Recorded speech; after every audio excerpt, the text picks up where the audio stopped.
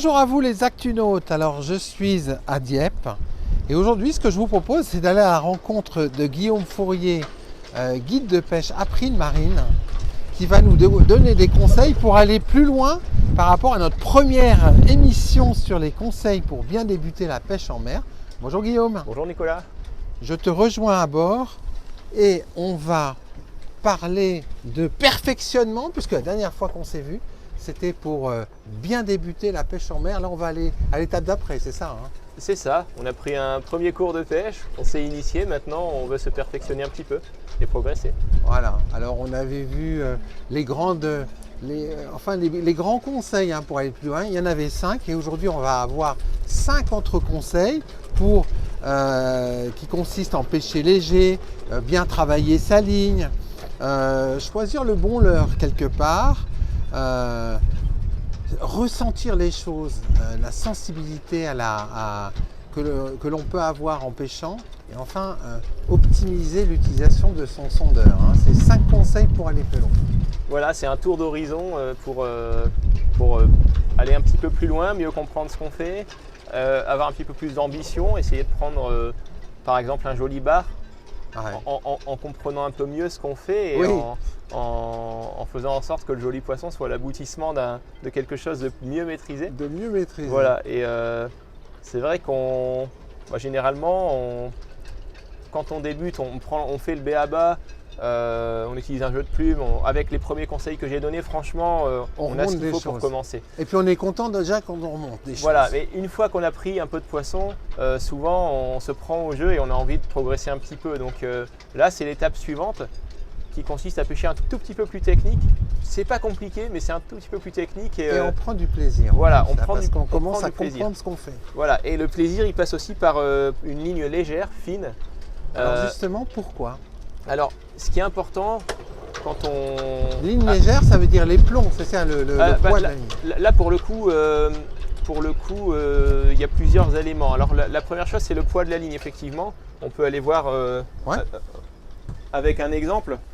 Je vais reprendre l'exemple du banc de sable, le fameux banc de sable où il y a une multitude d'espèces présentes. Si on est dans 25 mètres de profondeur, le haut du banc de sable dans 15 mètres, le bas du banc de sable dans 25 mètres. On va donc pêcher entre 15 et 25 mètres de fond. Il faut essayer d'utiliser le poids, une plombée soit de la cuillère, soit du leurre souple, le plus léger possible par rapport à la profondeur. Donc il faut essayer de garder en tête que 1 gramme par mètre de profondeur, c'est une bonne base dans les conditions idéales. Un lac, pas de vent, pas de courant. Bon ben là, si on a 25 mètres de fond, on doit pouvoir être capable de pêcher avec 25 grammes.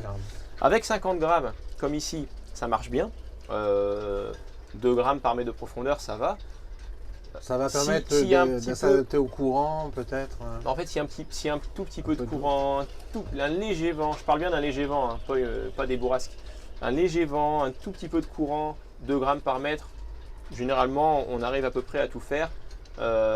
Si on pêche entre 15 et 25 mètres, 50 grammes, ça va marcher. Et pourquoi pêcher léger justement? C'est quoi l'intérêt? L'intérêt, c'est que quand les poissons généralement mordent au moment de la descente de la ligne. Donc quand j'ai ma cuillère avec le jeu de plumes, donc toutes ces imitations de larves, de krill avec la cuillère, tout ça, il faut que ça descende naturellement, lentement.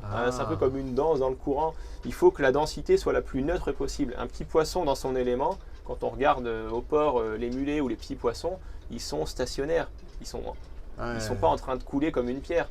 Donc le carnassier au fond de l'eau, il attend ça. Donc il attend quelque chose qui descende, mais qui descende lentement. La cuillère, elle va danser un peu avec son poids, son centre de gravité qui est décentré. Et avec un poids léger, elle va descendre lentement. Et toutes ces petites plumes vont travailler lentement. Et c'est réaliste. Voilà, c'est ça le principal avantage de pêcher léger. Et alors, si on est dans des conditions optimales, je vais prendre celui-là, dans notre histoire de 15 à 25 mètres de fond, s'il n'y a plus pas du tout de vent et un courant assez léger, et qu'on pêche fin, de la canne au fil et jusqu'au bout, on utilise 25 grammes. 25 grammes, 25 mètres. Si on est capable de faire ça, si on est capable de sentir le fond au moins une fois quand on laisse descendre la ligne, là, la ligne, elle va vraiment travailler naturellement. On va intéresser plus les poissons. Alors le jeu, c'est le compromis, c'est vraiment d'utiliser un poids léger, mais d'être quand même capable de sentir le fond. Si on n'est pas capable, c'est pas grave, on double. On va même parfois au-delà. Oui, parce qu'en fait, il faut aussi sentir le fond. Voilà, faut les deux. Mais il faut garder en tête que mettre 300 grammes dans 25 mètres, c'est pas du tout naturel. Ça peut marcher pour le macro. Mais si on utilise 300 grammes tout au long de l'année, par rapport à quelqu'un qui utilise un plomb plutôt léger, genre 50 grammes sur le même point de pêche, lui, il va faire 10 fois plus de poissons. 10 fois plus de poissons. Alors ensuite, ton deuxième conseil, c'est travailler sa ligne. Alors en fait, là, ça va de pair. Pêcher léger, avec une grosse tresse, un gros fil sur le moulinet, c'est impossible. Ouais. Avec un nylon, alors là, c'est encore pire, il va falloir surplomber pour être capable de sentir les choses. Ouais, parce que c'est élastique, c'est ça? Bah c'est ça, c'est élastique, c'est plus gros. Pour la même résistance, le nylon, il est 10 fois plus large. La tresse, elle est beaucoup plus fine. Donc, il faut utiliser... en fait, c'est un fil composé de plusieurs fils. Voilà, c'est ça. Un multifilament qui n'a pas la même composition. Le nylon, ben, c'est ce qu'on utilise sur un bas de ligne, comme on voit ici sur le jeu de plume. C'est vraiment tout en bas. Mais dans le moulinet, sur le corps de ligne, on va utiliser une tresse, de manière à bien sentir les choses. La tresse étant fine, quand le bateau dérive, elle a une prise au courant très faible, elle va rester droite. Si on mettait un nylon, ça fait ventre et ça fait un effet parachute là. Et là, on n'a pas le contact direct. Mais alors, quand on travaille quand on choisit une tresse pour son haut de ligne, il y a un bas de ligne aussi. Il y a le bas de ligne qui est lui en fluorocarbone. Donc c'est un monofilament, c'est comme un nylon. Ouais. C'est ça. Ouais. Et on va distinguer haut de ligne, bas de ligne. Voilà, le haut de ligne, c'est le corps de ligne, c'est ce qu'il y a dans le moulinet, c'est la tresse.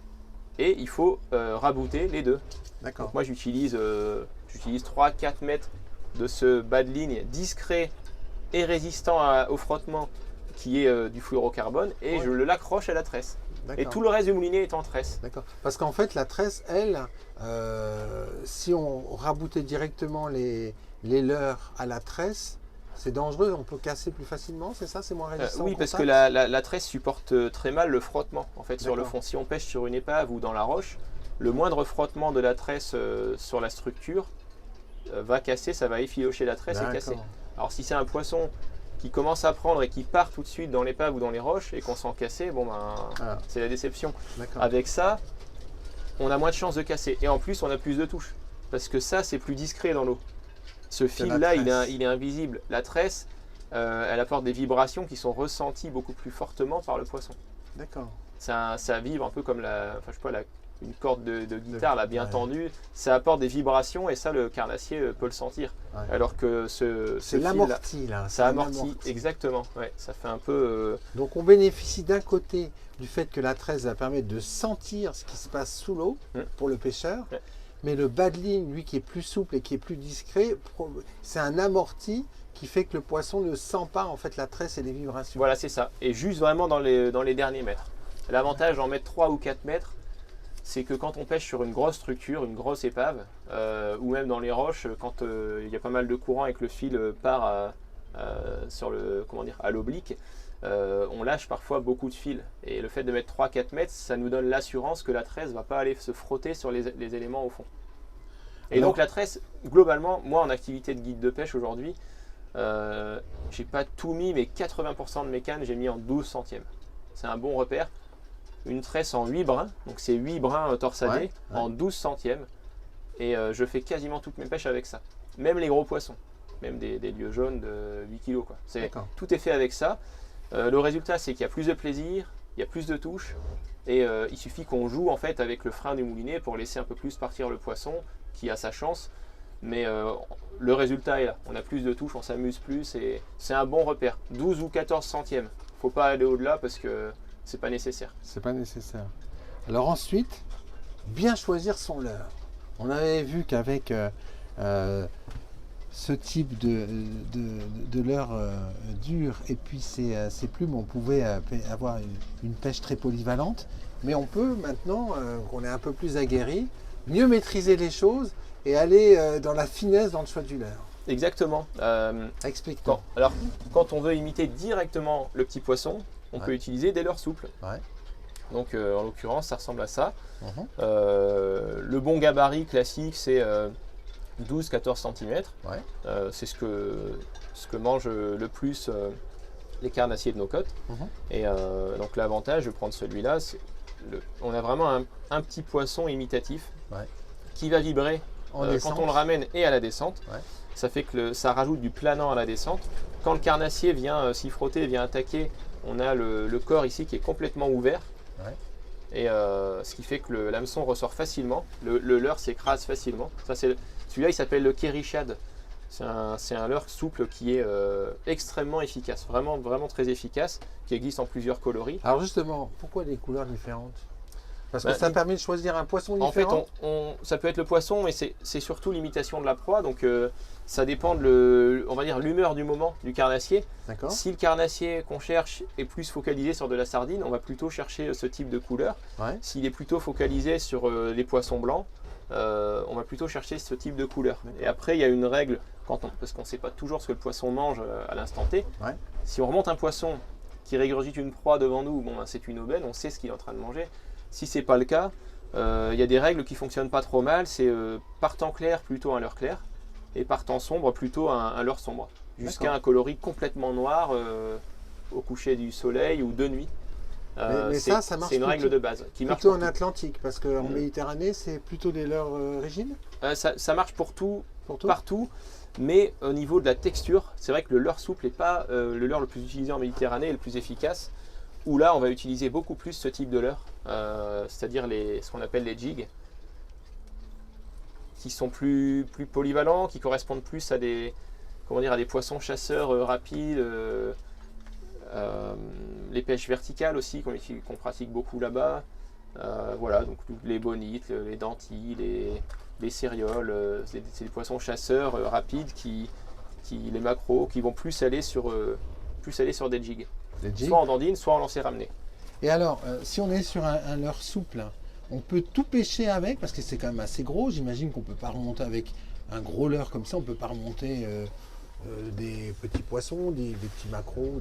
Non, bah ça cible plutôt le bar, principalement.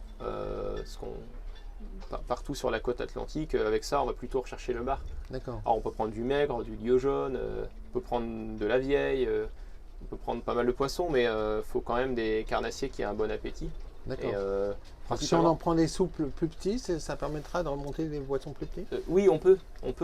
Par exemple, même dans les zones portuaires, ce qu'on appelle le rock fishing, on utilise des tout petits leurres souples, minuscules, 5 cm, 8 cm. Et là, alors parfois on peut faire des barres avec. Bon, là, on est dans le jeu, là, on se spécialise. Mais avec les petits leurres souples, on peut faire des petits poissons, les macros, les chinchards qui se baladent dans les ports, on peut les faire avec des tout petits leurres souples.